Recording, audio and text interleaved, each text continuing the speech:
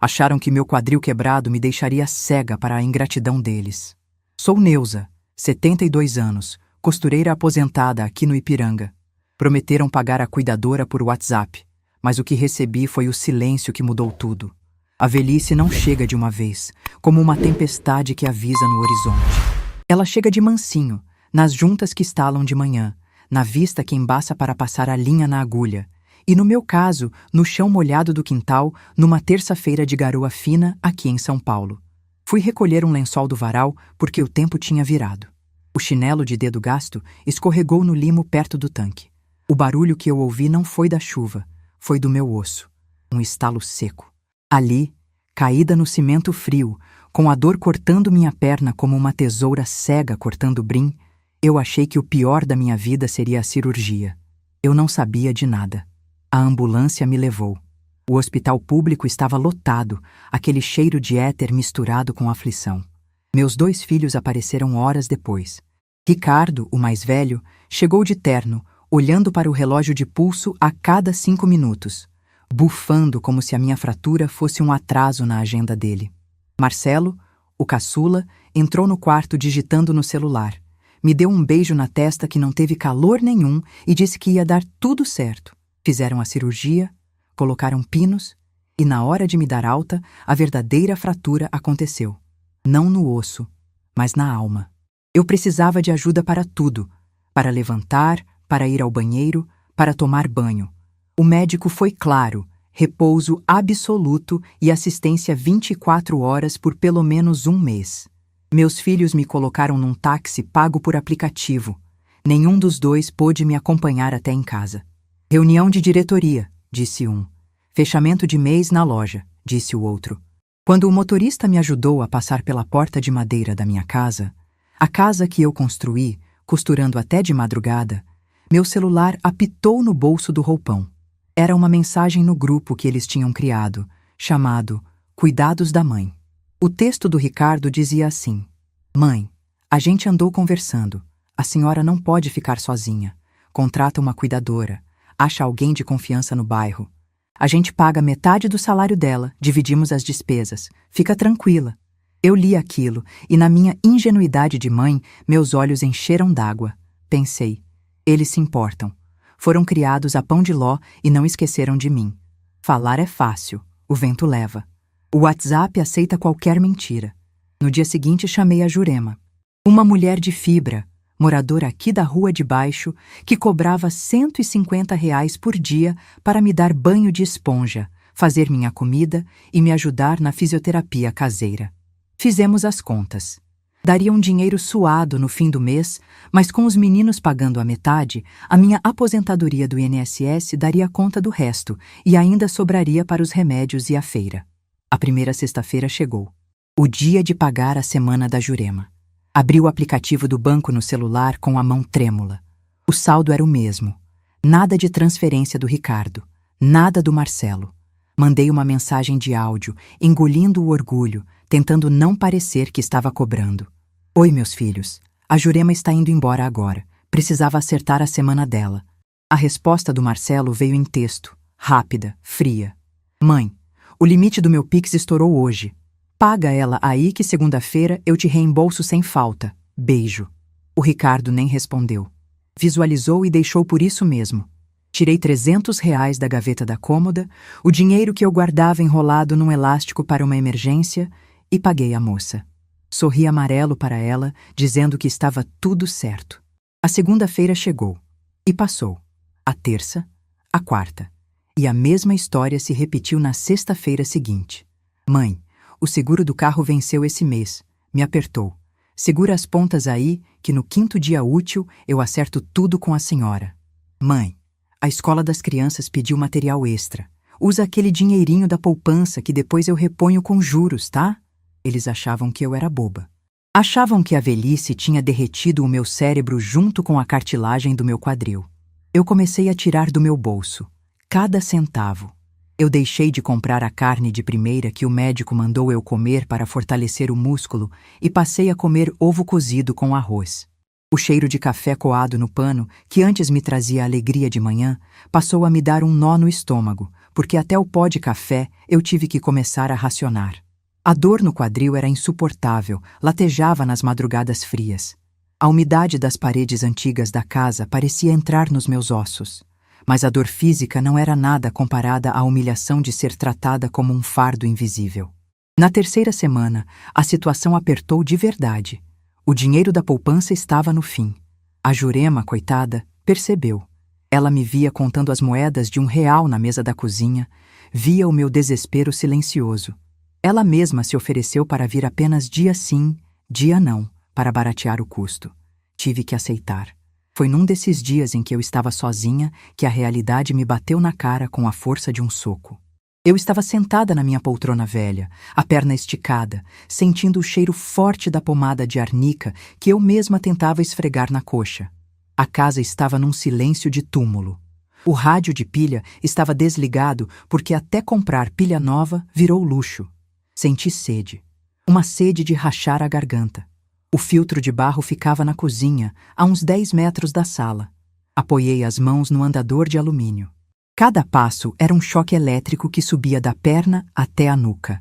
Demorei quase 10 minutos para chegar na cozinha. Peguei o copo de vidro. Minha mão, fraca pela falta de alimentação direita e pelo nervoso que eu vinha passando, tremeu. O copo escorregou. Bateu no chão de caquinhos vermelhos e estourou em dezenas de pedaços. A água se espalhou, molhando a barra da minha camisola. Eu fiquei ali, olhando para os cacos. Eu não podia me abaixar. O médico proibiu dobrar o quadril além de 90 graus. Se eu caísse ali em cima daqueles vidros, eu morreria sangrando e ninguém saberia. Ninguém viria. Foi nesse momento que eu chorei. Não foi um choro contido. Foi um pranto rasgado, vindo do fundo das minhas entranhas. Chorei pela Neuza que passou 40 anos debruçada numa máquina de costura Singer, estragando a coluna para pagar a faculdade de engenharia do Ricardo e o curso de administração do Marcelo. Chorei pelas noites, sem dormir, fazendo vestido de noiva para madames, para que meus filhos tivessem roupa de marca e não sofressem bullying na escola. Chorei porque eu dei a minha vida inteira para construir 2 homens que agora me deixavam morrer de sede e dor, cercada por cacos de vidro, por causa de algumas centenas de reais. Enquanto as lágrimas desciam pelo meu rosto enrugado, meu celular acendeu em cima da mesa. Era uma notificação do Instagram. Eu aprendi a usar essas coisas justamente para acompanhar a vida deles. A tela brilhou com uma foto nova do Marcelo. Ele estava num restaurante chique na Vila Madalena. Na mesa, pratos enfeitados, taças de vinho que deviam custar mais caro que a semana inteira da minha cuidadora. A legenda dizia: "Sextou com a melhor companhia, celebrando a vida." Passei a foto para o lado. Tinha uma do Ricardo no mesmo dia, num aeroporto. Partiu fim de semana em Campos do Jordão com a família para recarregar as energias. Ele escreveu. O choro secou na mesma hora. A tristeza que me esmagava virou uma coisa quente, densa, que subiu pelo meu estômago e se instalou na minha garganta. Não era raiva. Raiva é passageira, é explosiva. O que eu senti foi uma lucidez gelada, uma clareza absoluta e cortante. Eles não estavam sem dinheiro. Eles não estavam apertados. Eles simplesmente não queriam gastar comigo. Eu era um investimento que não dava mais retorno. Para eles, eu era apenas a velha que ocupava a casa enorme de esquina num bairro onde o metro quadrado valia uma fortuna. Eles estavam apenas esperando a natureza seguir seu curso. Se eu não me recuperasse, se eu fosse para um asilo, ou se eu morresse de vez, o problema estaria resolvido e a herança estaria livre. Com a ponta do andador, eu empurrei os cacos de vidro para o canto da parede. Cada arranhão do vidro no chão parecia arrancar uma escama da minha cegueira de mãe. A Neuza trouxa, que acreditava em desculpas esfarrapadas, morreu ali, naquela cozinha molhada. Voltei para a sala a passos lentos. Abri a gaveta do móvel de mogno. Lá dentro, guardada numa velha lata de biscoitos amanteigados, estava a minha vida burocrática. Peguei a caderneta preta onde eu anotava tudo. Peguei cada recibo que a Jurema assinou. Peguei as notas fiscais da farmácia, dos remédios para a dor, da pomada de arnica, do aluguel do andador, tudo pago do meu bolso. Tudo custeado pelo meu sacrifício solitário. Eu não joguei nada fora. O brasileiro tem essa mania de confiar no fio do bigode, de achar que família não precisa de papel passado. Mas a costureira aqui aprendeu cedo que se você não tem o molde e a fita métrica, o tecido sai torto. Eu comecei a organizar os comprovantes, um por um. Coloquei as datas, grampeei as notas de farmácia junto com as conversas impressas do WhatsApp, onde eles prometiam pagar e depois davam as desculpas. Pedi para a Jurema me ajudar a tirar xerox de tudo na papelaria da esquina, dizendo que era para o convênio médico. Ela nem desconfiou. Eles acharam que eu ia murchar. Acharam que a humilhação ia me transformar numa daquelas velhinhas que passam o dia olhando para o nada na janela, esperando a morte chegar. Acharam que a minha falta de cobrança era sinal de submissão, de conformismo. Quando eu parei de mandar áudios pedindo dinheiro, eles devem ter comemorado. A velha finalmente entendeu o lugar dela. Devem ter pensado. A velha cansou de incomodar. O que eles não sabiam é que o silêncio de uma mãe decepcionada é a coisa mais perigosa que existe no mundo. O amor cega, mas a decepção devolve a visão em alta definição. Sentei na minha poltrona, com a lata de biscoitos cheia de provas no colo. Olhei para a minha máquina Singer, coberta por um pano no canto da sala.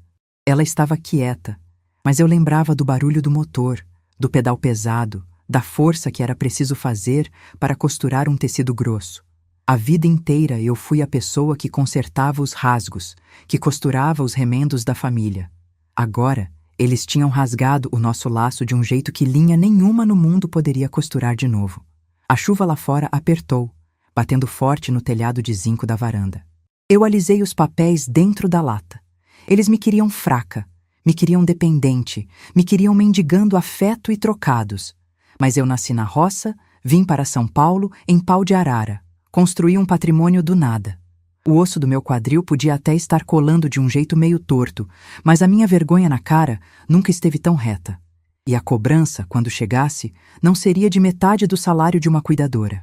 Seria do preço de uma vida inteira. A madrugada em São Paulo tem um silêncio pesado, cortado apenas pelo barulho de um caminhão de lixo lá longe ou pelo latido de um cachorro de rua. Eu estava sentada na beirada da cama, sentindo a friagem subir pelo piso de taco de madeira que o meu falecido marido, o Sebastião, assentou com as próprias mãos nos anos 80. A lata de biscoitos amanteigados, agora cheia de recibos e provas da ingratidão dos meus filhos, repousava no meu colo como se fosse um recém-nascido. Eu não preguei o olho depois daquela noite na cozinha, quando os cacos de vidro me mostraram a verdade. O sono fugiu de mim, mas não por desespero. O que me mantinha acordada era uma energia antiga, uma febre de sobrevivência que eu achava que tinha ficado esquecida no tempo. A dor no quadril latejava, me lembrando dos pinos de metal que o médico colocou no meu osso, mas a dor na alma já tinha secado. Quem chora o leite derramado não limpa o chão, e eu tinha muita sujeira para limpar na minha vida. Olhei para as minhas mãos no escuro. As juntas estavam grossas pela artrose, os dedos calejados de tanto empurrar tecido debaixo da agulha daquela máquina Singer. Eu olhei para essas mãos e comecei a lembrar de quem eu era antes de ser apenas a mãe do Ricardo e do Marcelo, antes de ser a velha do quadril quebrado.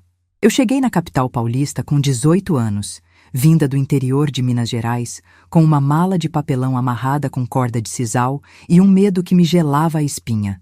Eu trabalhei como faxineira em casa de gente rica nos Jardins. Limpei muito chão de mármore de joelhos, aguentando o desaforo de patroa que passava o dedo na estante para ver se tinha pó. Foi com o dinheiro do suor grosso que eu comprei a minha primeira máquina de costura, usada, numa loja de penhores no centro da cidade. Quando conheci o Sebastião, ele era pedreiro. Juntamos nossos trocados e compramos esse terreno aqui no Ipiranga. Naquela época, o bairro não era essa vitrine de prédios altos e chiques que é hoje.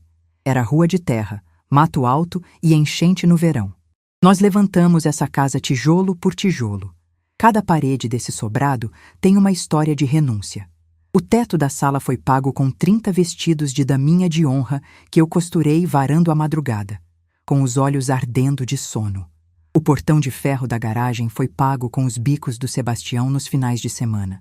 E os meus filhos, o Ricardo e o Marcelo, nasceram aqui, debaixo desse teto suado. Tiveram do bom e do melhor. Quando o Sebastião morreu de infarto fulminante, há 15 anos, o Ricardo já estava na faculdade e o Marcelo terminando o colegial. Fiquei viúva, sozinha, mas nunca deixei faltar um bife no prato deles. Eu engolia o osso para dar a carne para os dois. Eu achei que estava criando 2 homens de bem. Mas a verdade é que eu criei 2 parasitas de terno e gravata, que achavam que o mundo, e principalmente a mãe deles, devia tudo a eles. A luz do sol começou a entrar pelas frestas da persiana de plástico. A claridade iluminou o meu quarto antigo, com o guarda-roupa de embuia maciça que cheirava a naftalina e sabonete de lavanda. Levantei com o andador de alumínio. O esforço me fez morder o lábio de dor, mas eu não gemi. A Jurema chegaria dali a pouco e eu precisava estar de pé. Eu não podia mais me dar ao luxo da fraqueza. Comecei a mapear o que eu tinha. A primeira coisa foi abrir a gaveta debaixo do guarda-roupa, aquela que fica trancada com uma chavinha dourada. Ali ficava a pasta de couro preta, velha e descascada nas pontas, onde o Sebastião guardava os documentos importantes. Puxei a pasta para cima da cama. Abri o zíper enferrujado. Lá estava ela, a escritura da casa. Desdobrei o papel pardo, grosso, com carimbos do cartório. O imóvel estava no meu nome e no do Sebastião. Com o falecimento dele, fizemos o inventário, e a casa passou a ser inteiramente minha. Meus filhos abriram mão da parte deles na época, dando uma de bons moços, dizendo: "Imagina, mãe, a casa é sua, a gente vai construir a nossa vida." O que eles não disseram, e que eu só entendi agora, é que eles abriram mão porque sabiam que, mais cedo ou mais tarde, eu iria para o buraco, e o terreno inteiro cairia no colo deles, valorizado e sem imposto de doação.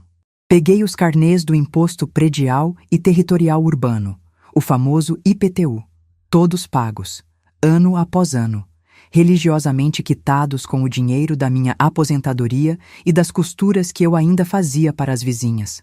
A conta de luz, a conta de água, tudo no meu nome. A casa valia uma fortuna hoje em dia. Uma construtora já tinha batido no meu portão 2 anos atrás, oferecendo mais de R$1,5 milhão pelo terreno para levantar um prédio de apartamentos pequenos. Na época, eu recusei com o coração apertado, dizendo que daqui eu só sairia para o cemitério. Meus filhos, quando souberam, ficaram loucos. O Ricardo gritou comigo na sala, dizendo que eu era ignorante, que estava perdendo o negócio da vida. Agora, olhando para aquela escritura, um sorriso amargo puxou o canto da minha boca. O negócio da vida. A vida deles, no caso. Guardei a escritura junto com os recibos da Jurema na lata de biscoitos. Essa lata não era mais um depósito de mágoas, era o meu cofre de munição. A campainha tocou. Era a Jurema. O barulho do portão abrindo me trouxe de volta para a realidade. Fui arrastando o andador até a cozinha. Ela me olhou com aquela pena de sempre, tirando o casaco molhado da garoa de São Paulo. "Dona Neuza, a senhora tá com uma cara melhor hoje. As olheiras diminuíram", ela disse, colocando a chaleira no fogo para passar o café no coador de pano. "Eu dormi bem, Jurema. O pior já passou", eu respondi, alisando a toalha de plástico da mesa. Naquele dia, na hora da fisioterapia caseira, eu mudei. O médico mandava eu fazer exercícios, esticando a perna amarrada num elástico preso no pé da mesa. Antes, eu chorava de dor na 3ª puxada. Eu pedia para a Jurema parar. Eu me encolhia. Mas naquele dia, quando a pontada fina atravessou o meu quadril, eu fechei os olhos e lembrei da foto do Marcelo comendo lagosta na Vila Madalena. Lembrei do áudio do Ricardo dizendo que o limite do Pix tinha estourado. "Puxa mais, Jurema", eu ordenei com a voz firme. Ela parou assustada. "Mas, dona Neuza, o doutor falou para ir devagar." "Eu falei para puxar, Jurema. Eu preciso andar. Eu preciso soltar esse andador o mais rápido possível." Ela obedeceu. A dor me fez suar frio, as lágrimas embaçaram meus olhos, mas eu não reclamei. Cada fibra do meu músculo que rasgava e se consertava era um pedaço da minha independência voltando. Eu precisava do meu corpo inteiro para fazer o que tinha que ser feito. Eu não ia enfrentar 2 lobos arrastando uma perna morta. Os dias foram passando e a minha rotina virou um treinamento silencioso. Eu me forçava a dar passos maiores pela sala. Comecei a comer direito. Como o dinheiro tinha acabado, eu peguei uma correntinha de ouro que o Sebastião me deu nas nossas bodas de prata, Chamei um táxi com o restinho de limite do cartão de crédito e fui até a Caixa Econômica no centro. Penhorei a corrente. Peguei o dinheiro vivo, passei no açougue e comprei carne boa, fígado, legumes frescos. Eu precisava de sangue forte nas veias. A coragem não se sustenta em estômago vazio e corpo fraco. Enquanto eu me fortalecia, o teatro no WhatsApp continuava. Numa tarde de quinta-feira, o celular apitou. Era o Ricardo. Ele mandou um áudio longo.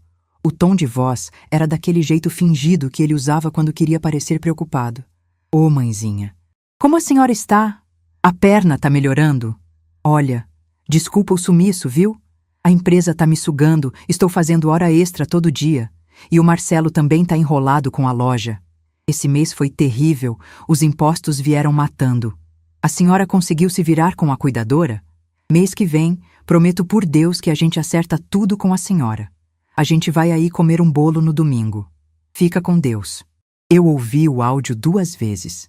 A Neuza de 3 meses atrás teria mandado uma mensagem cheia de coraçõezinhos, dizendo para ele não se preocupar, que mãe é para essas coisas, que Deus proveria. A Neuza de agora, com o quadril latejando e a escritura na mesa, apertou o botão de gravar. Oi, meu filho, não se preocupe comigo. A mãe entende a correria de vocês. O importante é vocês estarem bem e trabalhando. A Jurema tá me ajudando bastante, graças a Deus. Podem vir no domingo sim, vou pedir para ela fazer aquele bolo de fubá com erva doce que você gosta. Um beijo para vocês 2. Mandei. A isca estava lançada. Quem lida com cobra criada não pode bater o pé no chão para espantar, tem que deixar a cobra achar que o caminho está livre. Eles precisavam acreditar que eu continuava a velha tonta e submissa de sempre. Se eles desconfiassem de qualquer coisa, poderiam tentar me interditar judicialmente, alegar que eu estava caduca, que a anestesia tinha afetado meu juízo. Eu já tinha visto isso acontecer com a dona Benedita, uma vizinha nossa. Os filhos jogaram ela numa clínica psiquiátrica de fundo de quintal só para pegar o controle das contas bancárias. Comigo, eles não teriam essa chance. Depois de mandar a mensagem, eu abri a minha caderneta de telefones. Um caderninho de capa dura, vermelho, com as páginas amareladas. Fui na letra R. Rubens de Almeida, advogado. O Dr. Rubens era um senhor da minha idade. O escritório dele ficava em cima de uma padaria antiga na rua Silva Bueno. Eu conhecia o Rubens desde a época em que a rua ainda era de paralelepípedo. Eu fiz o vestido de noiva da esposa dele, a dona Matilde, e depois costurei as roupas de batizado dos 3 netos deles.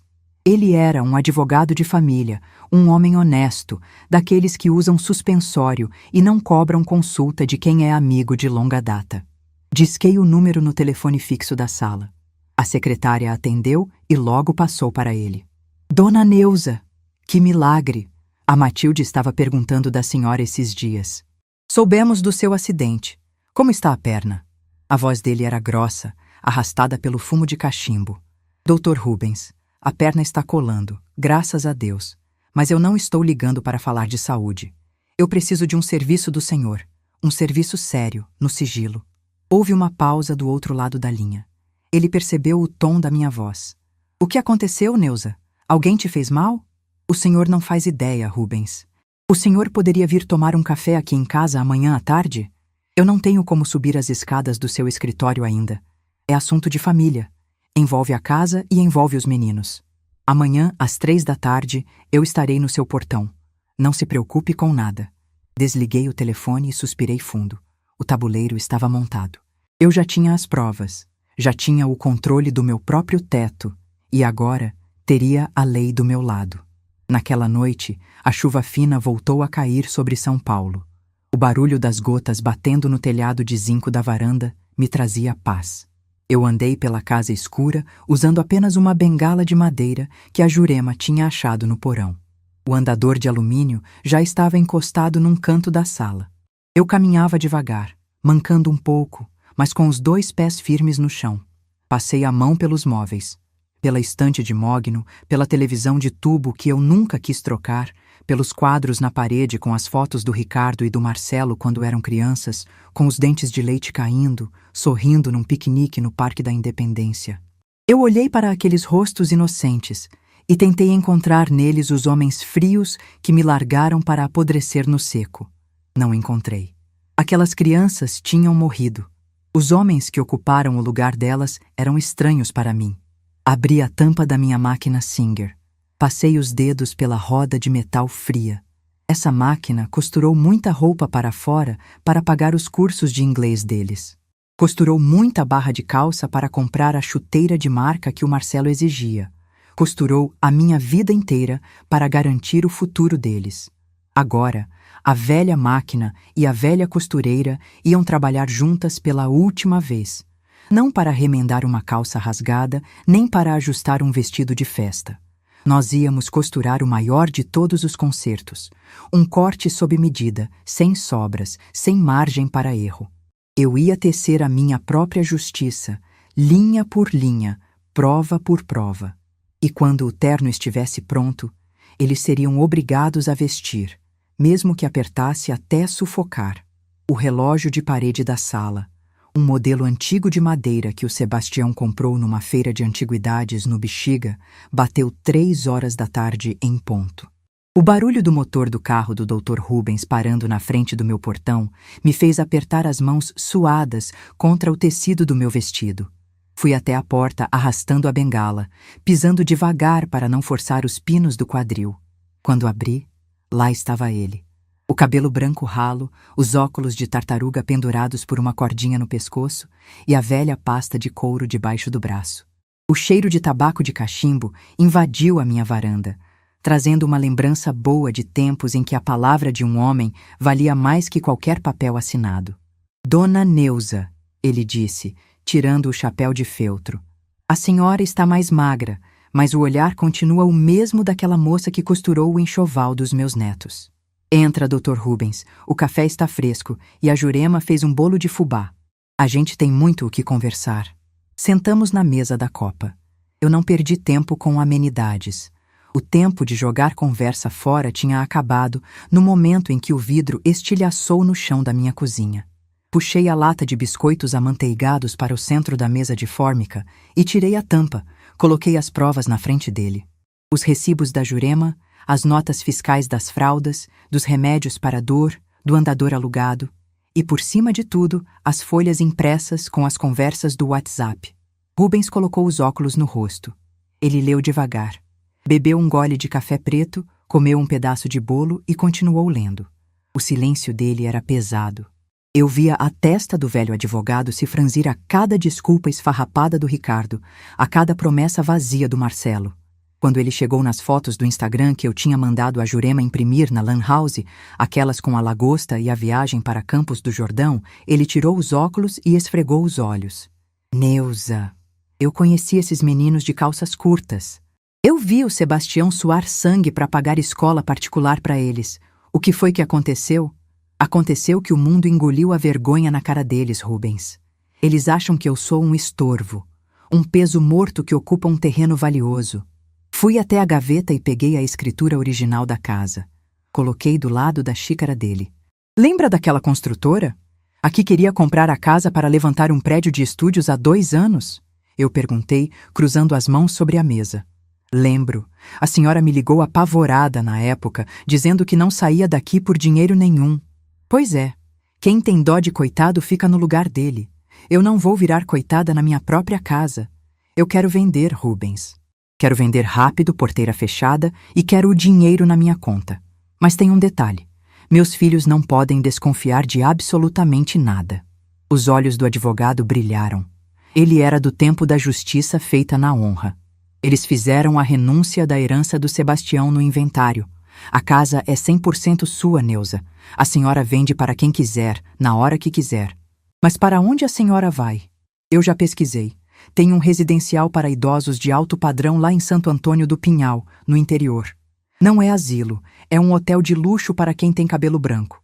Tem médico 24 horas, piscina aquecida, fisioterapeuta particular e vista para as montanhas. Custa uma fortuna por mês, além da joia de entrada. Com o dinheiro desta casa, eu pago 10 anos adiantados lá e ainda sobra para eu comer caviar no café da manhã se eu tiver vontade. Rubens deu uma risada rouca, daquelas que vêm do fundo do peito. A senhora é perigosa com uma agulha na mão, mas com a cabeça fria, é imbatível. E quanto aos gastos que a senhora teve até agora? A cuidadora, os remédios? Eu quero que o senhor prepare um documento, uma confissão de dívida, ou um contrato de prestação de serviços da Jurema, onde eles constem como devedores solidários. Eu não sei o nome da lei. O senhor é que estudou para isso. Mas eu quero que eles assinem um papel, achando que estão me ajudando, e que esse papel seja a corda no pescoço deles. Deixe comigo, Neuza. Eu vou amarrar esse contrato com um nó cego que nem juiz de tribunal superior consegue desatar. Vou entrar em contato com o corretor da construtora amanhã mesmo. O mercado imobiliário está aquecido. Eles vão fechar negócio num piscar de olhos. Nós apertamos as mãos. Não precisei assinar procuração naquele dia. A nossa palavra ainda era a nossa lei. O domingo chegou cinzento e abafado, típico clima de São Paulo que não sabe se chove ou se faz sol. Eu mandei a Jurema folgar. Era dia de espetáculo e eu não queria plateia. Fui para o meu quarto, tirei o vestido limpo e vesti um roupão desbotado de flanela. Soltei o cabelo, deixei os fios brancos despenteados. Guardei a minha bengala no fundo do guarda-roupa e peguei o andador de alumínio de volta. O médico já tinha me liberado do andador há uma semana. Minha perna estava firme, mas para os meus filhos eu precisava ser a velha frágil, à beira da invalidez. Ouvir a buzina do carro importado do Ricardo na porta me deu um gosto amargo na boca. Abri o portão pelo interfone. Eles entraram conversando alto, rindo de alguma coisa. Ô mãezinha, que saudade! O Ricardo foi o primeiro a entrar, me dando um beijo rápido no rosto que cheirava a perfume caro. O Marcelo veio logo atrás, segurando uma embalagem de plástico com um frango assado de padaria, daqueles que vêm com farofa murcha dentro. O menino que postava foto comendo lagosta na sexta-feira trazia frango de R$ 25 para o almoço de domingo com a mãe doente. Engoli a seco, mas sorri. Que bom que vocês vieram, meus filhos. A casa fica tão triste sem vocês. Minha voz saiu trêmula, arrastada. Um verdadeiro trabalho de atriz. Fomos para a mesa. Eu andava a passos de formiga, me apoiando no alumínio, fazendo pequenas caretas de dor. Eles se olharam de rabo de olho. Eu percebi, o olhar de quem avalia um cavalo manco antes de mandar para o matadouro. Sentamos para comer. Eles devoraram o frango, enquanto eu mastigava um pedaço de peito seco, calada. O Ricardo limpou a boca com o guardanapo de papel e pigarreou. Era o sinal de que a pauta do dia ia começar. Mãe, a gente andou conversando bastante essa semana. Ele começou, com aquele tom de gerente de banco, tentando empurrar consórcio. A senhora viu como está difícil andar por aqui. Essa casa é muito grande. O quintal tem limo. As portas são pesadas. A senhora quase perdeu a vida naquele escorregão. A gente se preocupa muito com a senhora, emendou o Marcelo, pegando na minha mão por cima da mesa. A mão dele era fria. A gente trabalha o dia todo, não tem como ficar vigiando. E se a cuidadora faltar? E se a senhora cair de noite? Tem umas clínicas de repouso aqui na Zona Sul que são ótimas. A gente junta um dinheirinho, paga uma mensalidade e a senhora fica amparada. Eu baixei os olhos para o prato. Se eu os encarasse, a raiva pularia dos meus olhos e estragaria tudo. Vocês acham melhor, meus filhos? Mas e a nossa casa? A casa que o pai de vocês construiu? Mãe, casa é tijolo. O que importa é a sua segurança. O Ricardo disse, rápido demais. A gente pode passar a casa para o nosso nome ou fazer uma procuração. A gente aluga isso aqui para uma empresa ou vende e usa o dinheiro para pagar a sua clínica. A senhora não vai precisar se preocupar com mais nada. A gente cuida de toda a burocracia. Eles queriam a chave do cofre. Queriam o controle absoluto. A velha ia para o depósito de gente e o 1,5 milhão caía na conta conjunta da diretoria. Eu não sei. Minha cabeça anda tão confusa com esses remédios fortes, eu murmurei, passando a mão na testa. Eu esqueço das coisas. É normal, mãe. A idade chega para todo mundo, o Marcelo falou, com um sorriso compreensivo que me deu ânsia de vômito. Por isso mesmo a gente precisa se adiantar. A gente vai precisar entrar aqui com uns avaliadores durante a semana, só para ver quanto vale o imóvel, para a gente ter uma ideia de orçamento para a sua clínica. A senhora tem uma cópia da chave do portão e da porta da frente sobrando? O pedido veio como uma facada disfarçada de carinho. A chave. o último símbolo de autoridade de uma pessoa sobre o próprio teto. Eles queriam entrar e sair sem pedir permissão. Queriam medir os cômodos enquanto eu dormia. Eu tenho a cópia que era do pai de vocês. Fica na gavetinha do corredor. Podem pegar. O Ricardo levantou na mesma hora. A pressa era tanta que ele quase derrubou a cadeira. Voltou com o molho de chaves brilhando na mão, guardando no bolso da calça de sarja. Fica tranquila, mãe. A gente vai resolver tudo. A senhora só vai descansar agora. Eles foram embora antes das 4 da tarde. Disseram que tinham compromissos importantes. Assim que o trinco do portão bateu, eu chutei o andador de alumínio para o canto da sala. Ele fez um barulho estridente ao bater na parede. Endireitei as costas. O quadril repuxou, mas a dor era combustível. Eu não ia descansar. Eu ia trabalhar como nunca trabalhei na vida. A semana que se seguiu foi uma verdadeira operação de guerra silenciosa. Na terça-feira, o Dr. Rubens trouxe o representante da construtora, um homem engravatado que andava rápido e falava no celular. Ele não olhou para os detalhes da minha casa. Não viu o piso de taco que o Sebastião assentou. Não viu o teto que eu paguei com costura. Ele só via a metragem do terreno e o coeficiente de construção. Melhor assim. Negócio não tem coração. Sentamos na mesa de fórmica. O Rubens já tinha analisado todo o contrato de compra e venda. O valor era R$ 1.800.000. Pagamento à vista, direto na minha conta bancária, mediante a assinatura da escritura no cartório. A construtora me daria 30 dias para desocupar o imóvel antes de mandar os tratores para derrubar tudo. Assinei as vias do contrato usando a tampa da minha velha máquina Singer como apoio. A caneta deslizou pelo papel grosso com a leveza de uma agulha passando pela seda. O engravatado me deu os parabéns, apertou a mão do Rubens e saiu apressado. O dinheiro estaria na minha conta em 48 horas. Na quinta-feira, o milagre da tecnologia que meus filhos tanto usavam para me ignorar serviu para me libertar. Abri o aplicativo do banco. Os números na tela eram maiores do que qualquer quantia que eu já tinha visto na vida. Eu era, oficialmente, uma mulher rica. E, mais importante, eu era uma mulher livre. Chamei a Jurema na cozinha. Ela estava passando um café. Puxei uma cadeira e pedi para ela sentar. Jurema, você tem sido um anjo na minha vida. Eu sei que você percebeu que as coisas andaram apertadas por aqui. Ela abaixou a cabeça, mexendo no pano de prato. Dona Neuza, a senhora não precisa se explicar.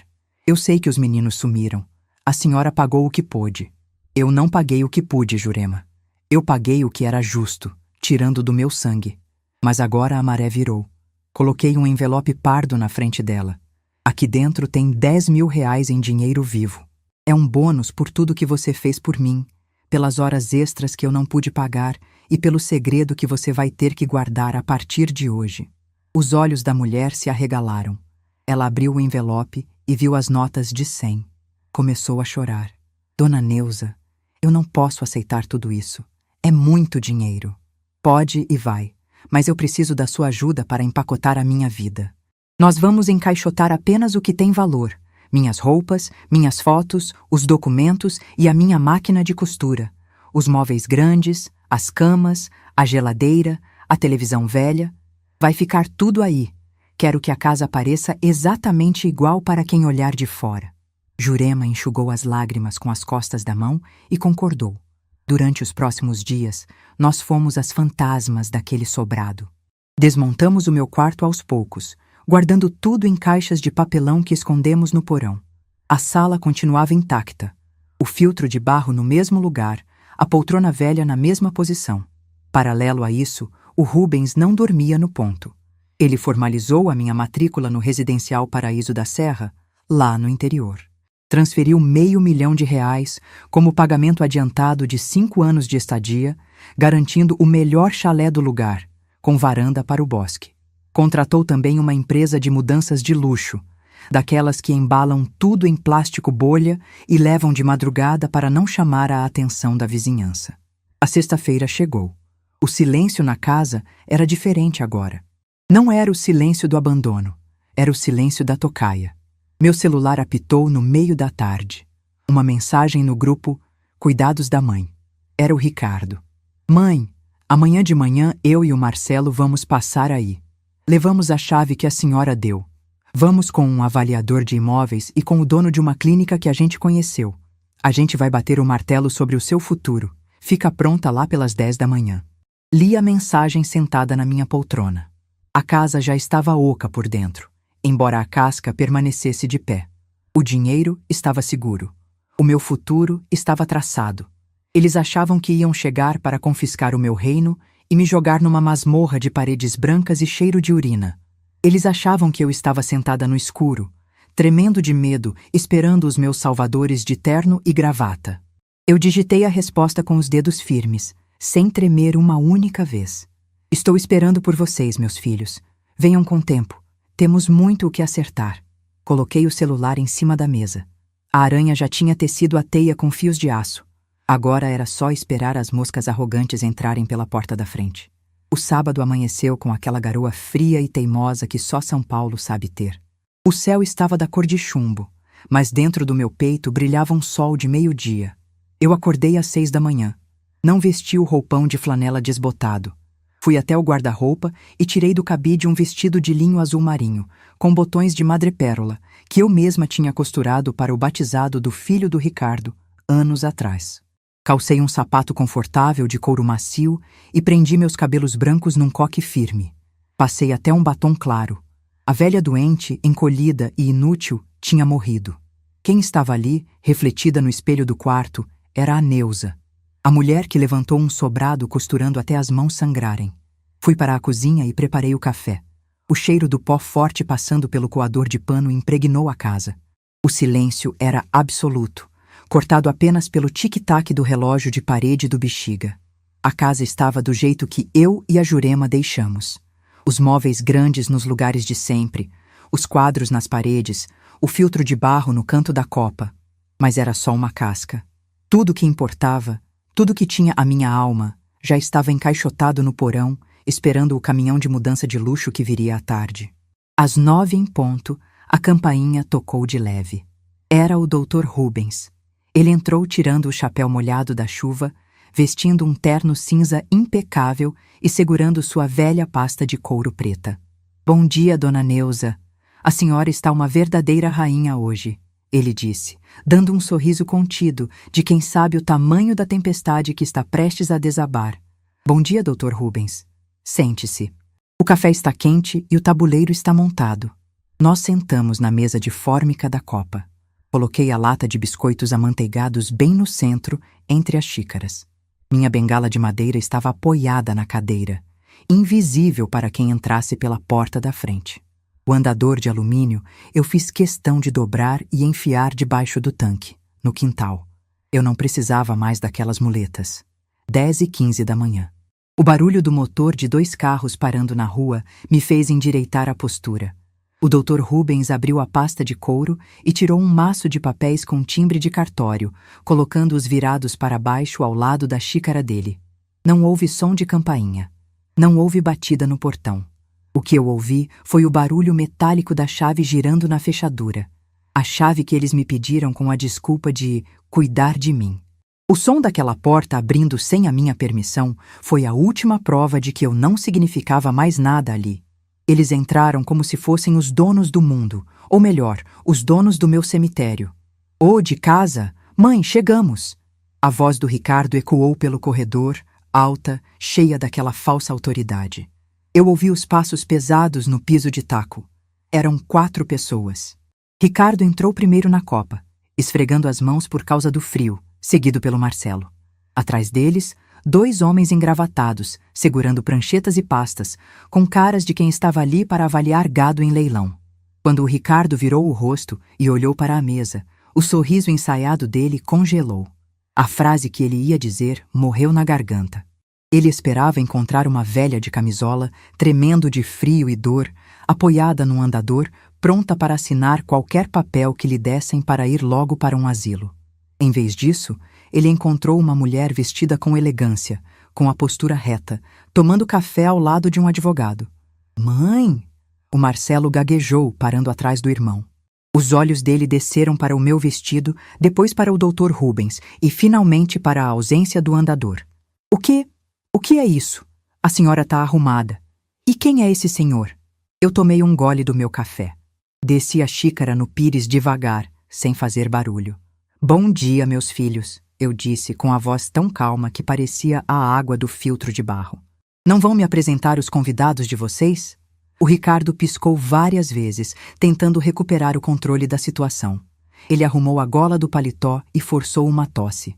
Mãe, a senhora tá confusa. A gente avisou no WhatsApp. Esse aqui é o Carlos, avaliador de imóveis. E esse é o Dr. Sérgio, diretor da Clínica Repouso Feliz. A gente veio resolver a sua situação, lembra? Mas sério, quem é esse velho aí com a senhora? O Dr. Rubens levantou a cabeça devagar. Meu nome é Rubens de Almeida. Sou advogado. E não sou tão velho a ponto de esquecer a época em que seu pai, o Sebastião, me pagava com suor para tirar você da delegacia quando você bateu o carro do vizinho, Ricardo. O rosto do Ricardo perdeu a cor na hora. Ele deu um passo para trás. O Marcelo engoliu em seco. Os dois homens de terno se entreolharam, percebendo que tinham entrado numa casa onde o teto estava prestes a cair. Advogado? Para que advogado, mãe? A senhora perdeu o juízo? A anestesia afetou a sua cabeça? O Marcelo tentou usar o tom de filho preocupado, avançando para colocar a mão no meu ombro. Eu levantei a mão, parando ele no ar. Não encosta em mim, Marcelo. O meu juízo nunca esteve tão perfeito. Aliás, a minha visão também melhorou muito de umas semanas para cá. Puxei a lata de biscoitos amanteigados para perto de mim. Abri a tampa. O barulho do metal ecoou na cozinha silenciosa. Tirei o primeiro monte de papéis. Sabe, Marcelo? Eu comecei, espalhando as folhas impressas na mesa de fórmica. Eu fiquei muito preocupada quando o limite do seu Pix estourou naquela sexta-feira. Fiquei com pena, mas graças a Deus deu tudo certo, né? A lagosta no restaurante da Vila Madalena devia estar uma delícia, e o vinho espumante também. Coloquei a foto dele, impressa em cores, bem no centro da mesa. O Marcelo arregalou os olhos. A boca dele abriu e fechou, mas nenhum som saiu. Virei o rosto para o Ricardo. Tirei mais papéis da lata. E você, meu filho mais velho? O seguro do carro apertou tanto o seu orçamento, mas que bom que a viagem de fim de semana para Campos do Jordão serviu para recarregar as energias. A lareira do hotel parecia bem quentinha. Joguei a foto do Ricardo na neve artificial de Campos do Jordão ao lado da foto do Marcelo. Em seguida, peguei o maço de recibos da Jurema, as notas fiscais da farmácia, os comprovantes do aluguel do andador. Joguei tudo por cima das fotos deles. Uma montanha de papel que representava a minha dor ignorada. Mãe, a senhora andou bisbilhotando a nossa vida na internet?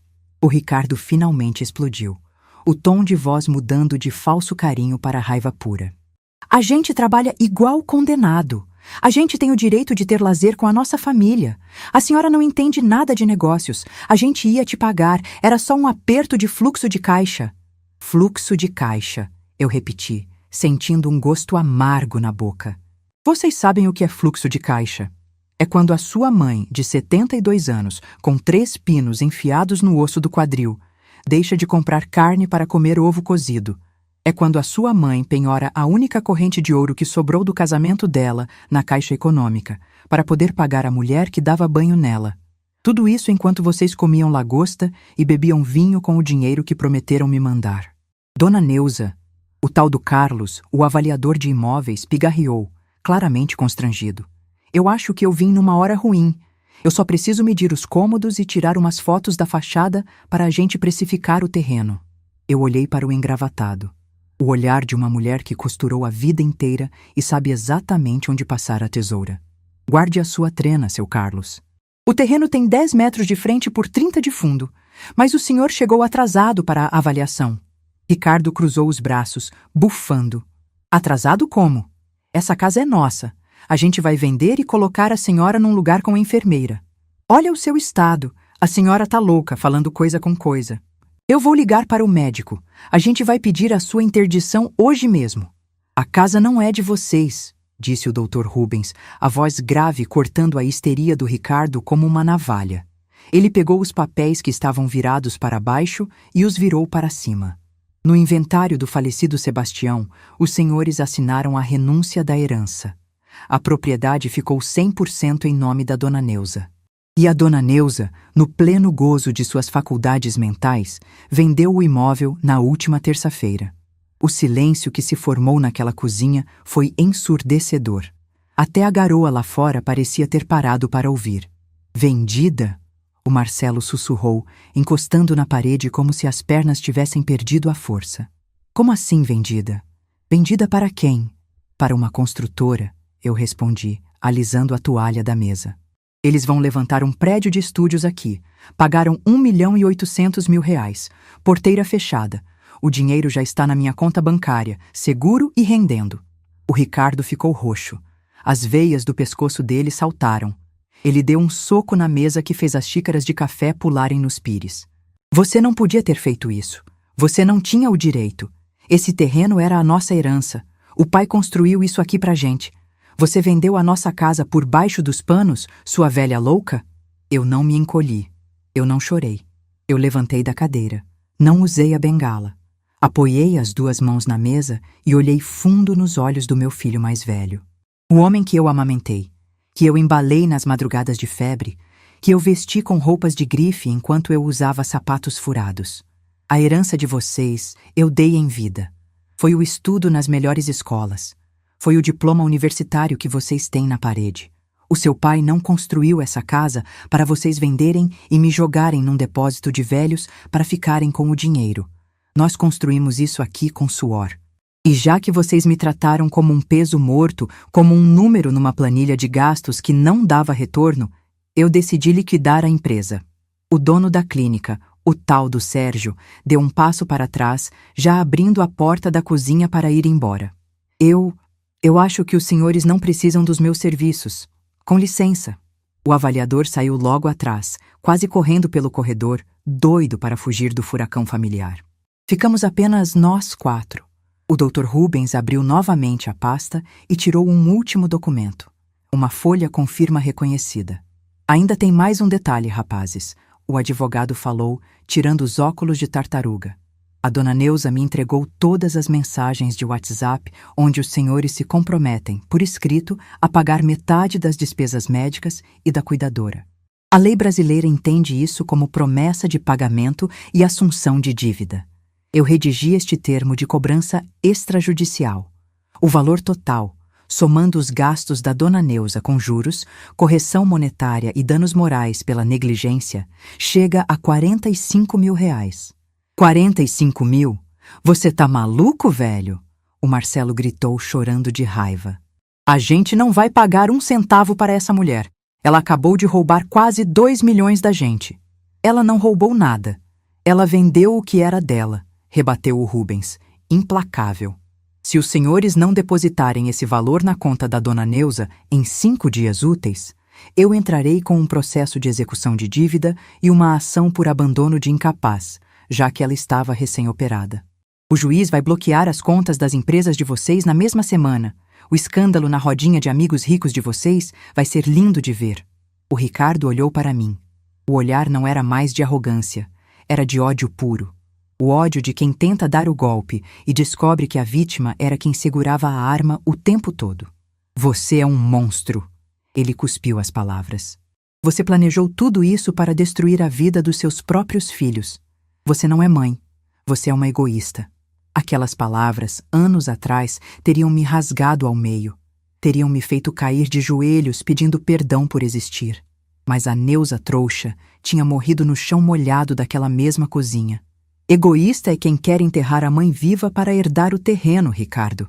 Eu respondi, contornando a mesa e parando na frente dele. Fiquei cara a cara com o meu filho. Vocês acharam que eu estava velha demais para perceber o golpe. Acharam que o meu silêncio era submissão. Mas quem lida com agulha a vida inteira sabe que o ponto mais forte é aquele dado por dentro do tecido, que ninguém vê.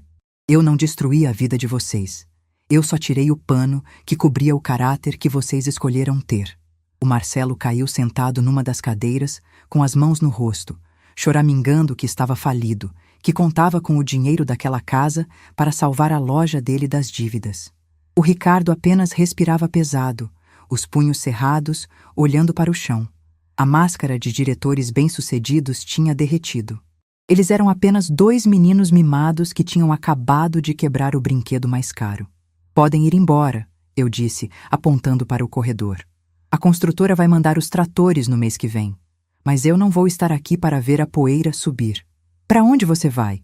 O Marcelo perguntou, soluçando baixo, levantando o rosto vermelho. Comprei um chalé no Residencial Paraíso da Serra, lá no interior. Paguei 5 anos adiantados, tem piscina aquecida, médico particular e vista para as montanhas. O lugar não tem cheiro de éter nem de urina, como a clínica de beira de estrada que vocês queriam me jogar. E o melhor de tudo, a segurança lá é rigorosa. Só entra quem eu autorizo na portaria. A mensagem foi clara.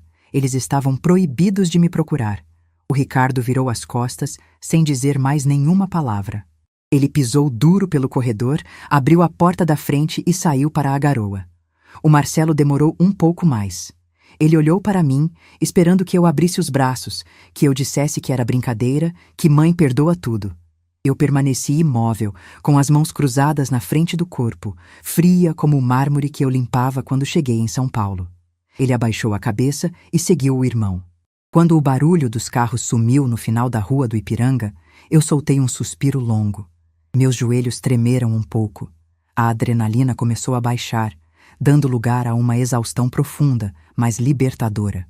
O Dr. Rubens guardou os papéis na pasta e colocou a mão no meu ombro. A senhora foi de uma bravura que eu raramente vi nos tribunais, dona Neuza. O Sebastião estaria orgulhoso. O Sebastião construiu a casa, Dr. Rubens. Mas fui eu quem teve que varrer o lixo para fora dela. No meio da tarde, o caminhão da transportadora parou no portão. Homens fardados começaram a carregar as caixas do porão. A última coisa que saiu da casa foi a minha velha máquina de costura Singer, embalada com todo o cuidado em plástico bolha. Eu fiquei na calçada, apoiada na minha bengala, vendo a máquina ser colocada no baú do caminhão. A chuva de São Paulo finalmente tinha parado. O cheiro de terra molhada subiu do asfalto. Eu olhei para o sobrado vazio por dentro. Eles tentaram me cortar em pedaços e me jogar fora como retalho inútil, mas eu peguei a tesoura da minha própria vida de volta e cortei os laços que me enforcavam. A viagem pela rodovia Ayrton Senna foi como atravessar um portal entre duas vidas. Eu viajava no banco de trás de um carro espaçoso e silencioso, contratado pela empresa de mudanças de luxo, enquanto a paisagem cinzenta e sufocante de concreto de São Paulo ia ficando para trás, engolida devagar pelo retrovisor.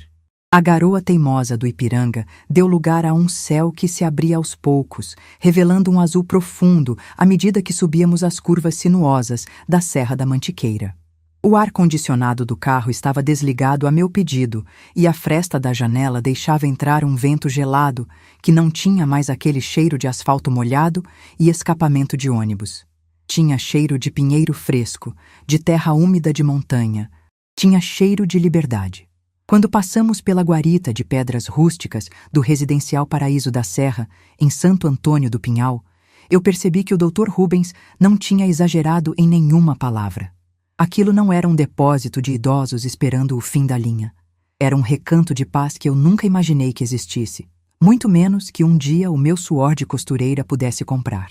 Havia jardins impecáveis, com hortênsias azuis e brancas, caminhos de pedra ladeados por árvores centenárias e chalés de madeira nobre espalhados pelo terreno, todos com varandas viradas para um vale imenso que parecia pintado à mão. Fui recebida na recepção por moças de uniforme impecável e sorrisos verdadeiros, que me chamaram de Dona Neuza, com um respeito que aquecia o peito. Não havia cheiro de éter, não havia macas nos corredores, não havia o clima pesado de abandono que empesteia as clínicas de beira de estrada onde meus filhos planejavam me trancar. Fui levada ao meu chalé num carrinho elétrico, desses de campo de golfe. Quando abri a porta de madeira maciça da minha nova casa, meus olhos se encheram de água, mas dessa vez não era de humilhação. O chalé cheirava a lavanda e cera de abelha. Tinha uma cama larga com lençóis grossos e brancos, uma lareira de pedra no canto da sala e janelas imensas que iam do chão ao teto, deixando a luz do sol da tarde inundar tudo. E lá, bem no centro da sala, de frente para a janela que dava para as montanhas, os funcionários da transportadora já haviam colocado a minha velha máquina de costura, Singer. Ela estava limpa, polida, brilhando sob a luz natural, parecendo uma rainha que finalmente tinha encontrado o seu trono definitivo. A primeira noite que passei naquele chalé foi a primeira vez em meses que eu dormi um sono sem remendos. Não acordei de madrugada com o latejar do quadril, porque a cama abraçava o meu corpo de um jeito que a minha velha cama de molas cansadas do Ipiranga nunca conseguiu. Não acordei com medo do futuro. Não acordei esperando a notificação de um celular que só trazia desculpas esfarrapadas. Eu dormi o sono dos justos, daqueles que limparam a própria alma com escova e sabão de coco. A adaptação à nova rotina foi como descobrir um mundo que me foi negado a vida inteira. Eu passei 40 anos debruçada numa máquina, entortando a coluna para garantir que meus filhos tivessem tudo do bom e do melhor. Eu não sabia o que era lazer. Não sabia o que era cuidar de mim. No residencial, minha manhã começava com um café da manhã servido numa varanda de frente para o vale. Tinha frutas frescas, pães assados na hora, mas eu fiz questão de pedir para a cozinha do lugar um bule de ágata e um coador de pano. Aquele luxo todo era maravilhoso, mas o sabor do café coado no pano era a minha raiz, era a lembrança de que eu não nasci em berço de ouro, eu forjei o meu próprio ouro. 2 semanas depois da minha chegada, meu celular tocou. Era o Dr. Rubens. A voz rouca dele e o som distante de um fósforo acendendo o cachimbo trouxeram um sorriso ao meu rosto. Dona Neuza, liguei para dar as últimas notícias do campo de batalha. Ele disse, com aquele tom formal e afetuoso de sempre. Os R$ 45.000 caíram na minha conta fiduciária hoje cedo. Já fiz a transferência para a sua conta principal, tudo com juros e correção, até o último centavo. Eu olhei para as montanhas através do vidro. Eles pagaram sem chiar, Dr. Rubens. Ele deu uma risada seca. Chiou bastante.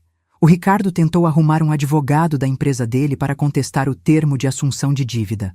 Mas quando o colega leu as mensagens de WhatsApp e viu que envolvia abandono de incapaz logo após uma cirurgia, aconselhou os meninos a pagarem de boca fechada. O Marcelo teve que pegar um empréstimo no banco para cobrir a parte dele. O juiz ia bloquear as contas da loja e ele ficou apavorado com a vergonha na praça. O ditado é velho, mas não falha, Dona Neuza. Quem não tem competência não se estabelece. E a casa? Eu perguntei, sentindo um frio na barriga que não era saudade, era apenas a memória de uma vida inteira de trabalho. A construtora mandou os tratores ontem de manhã. O sobrado já está no chão. O terreno está limpo, cercado com tapumes de metal. Vão começar as fundações do prédio no mês que vem. Meu coração bateu mais devagar, no ritmo calmo de quem aceita o fim de um ciclo. O sobrado não existia mais. O piso de taco que o Sebastião assentou, a copa onde eu chorei cercada de cacos de vidro, a parede onde as fotos dos meus filhos sorriam mentiras. Tudo virou pó e entulho. Fez-se a justiça, Rubens. O que não tem remédio, remediado está.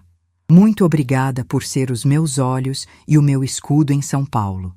A senhora é quem foi a própria espada, Neuza. Aproveite as montanhas. Desliguei o telefone e senti que o último fio de linha que me prendia ao passado havia sido cortado com uma tesoura bem amolada. O brasileiro tem uma cultura maldita de achar que mãe tem que ser mártir. Desde pequenas, nós somos ensinadas que o amor materno é sinônimo de sangrar até a última gota pelos filhos. Que mãe tem que perdoar tudo, engolir qualquer desaforo, aceitar a migalha, porque afinal de contas, é seu sangue. Mas o sangue também adoece. O sangue também gangrena. E quando um pedaço do seu corpo apodrece e tenta matar o resto, a única salvação é a amputação. Eu amputei meus filhos da minha vida para poder continuar viva. E por Deus, como eu estava viva. No meu novo lar, o tratamento do meu quadril virou coisa de primeiro mundo. Eu tinha sessões diárias de fisioterapia numa piscina aquecida que soltava fumaça no ar frio da manhã. O fisioterapeuta, um rapaz educado chamado Tiago, trabalhava meus músculos com paciência e técnica. A lembrança de puxar um elástico amarrado no pé da mesa da cozinha, chorando de dor e racionando analgésico, parecia um pesadelo que aconteceu com outra pessoa.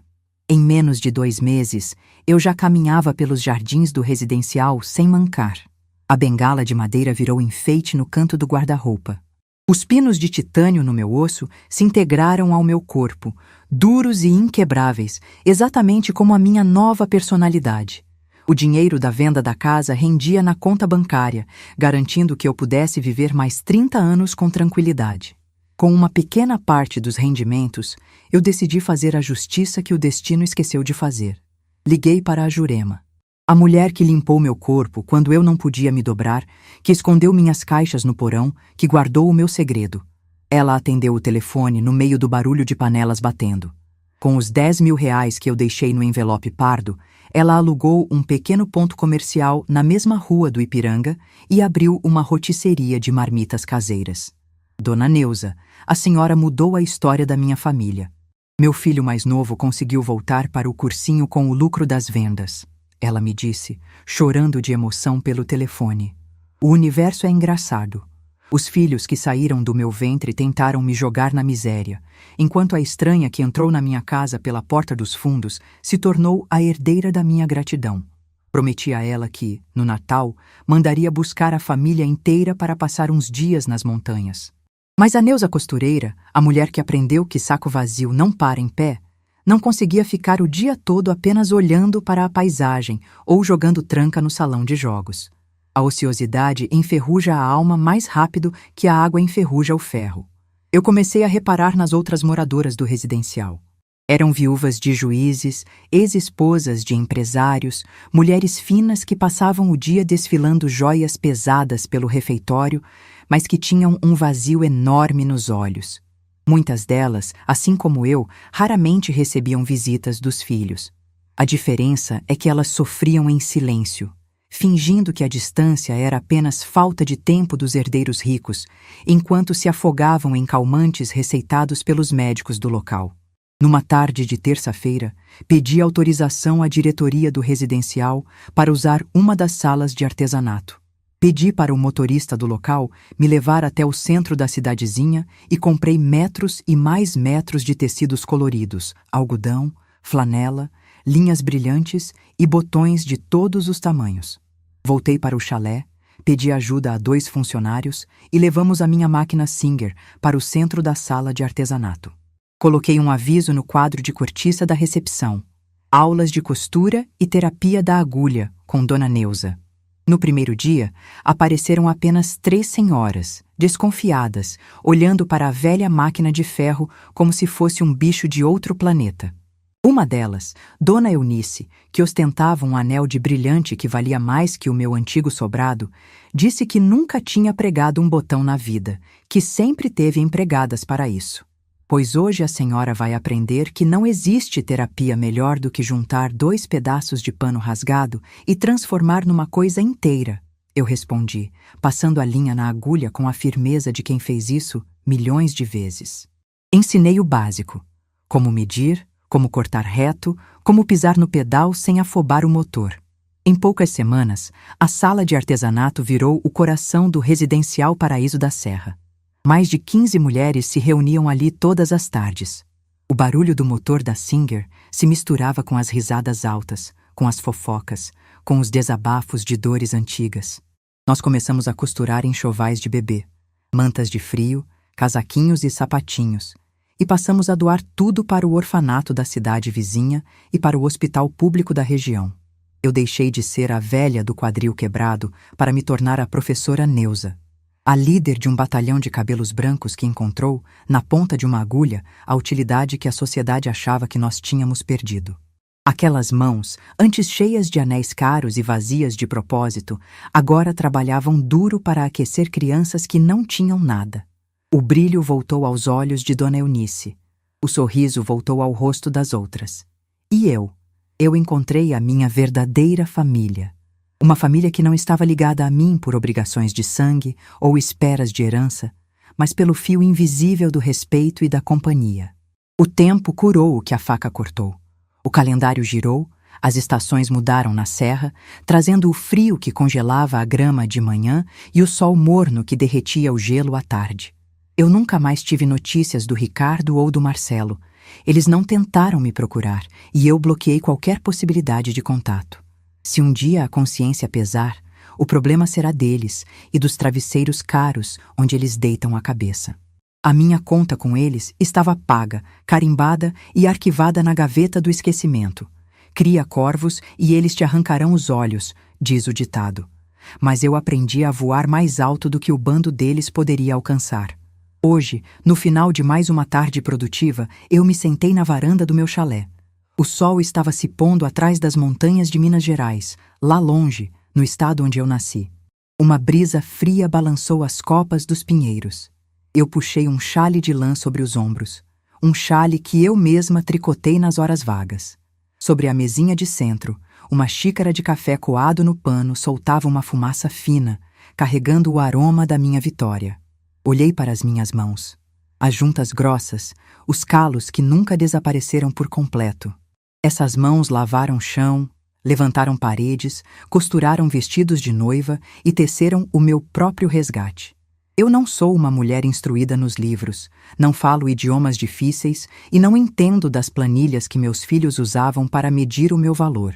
Mas eu entendo de estrutura. Eu sei que quando o tecido está podre, não adianta fazer remendo. Tem que jogar a peça inteira fora e começar um corte novo num pano limpo. O meu legado não será um terreno valioso deixado para herdeiros ingratos brigarem em tribunais. O meu legado é a prova viva de que a velhice não é uma sala de espera para a morte, nem um atestado de submissão. A idade leva o colágeno da pele e o óleo das juntas. Mas se a gente não deixar, ela não leva a coragem de bater na mesa e exigir o lugar que nos pertence. Tomei o último gole do café. O gosto amargo e quente desceu pela garganta, trazendo conforto. Levantei-me da cadeira sem precisar apoiar em lugar nenhum. Minhas costas estavam retas, meus passos eram firmes no piso de madeira da varanda. A dor ficou no passado, enterrada sob os escombros de um sobrado no Ipiranga, e a mulher que entrou mancando no último terço da vida, agora caminhava dona do próprio destino.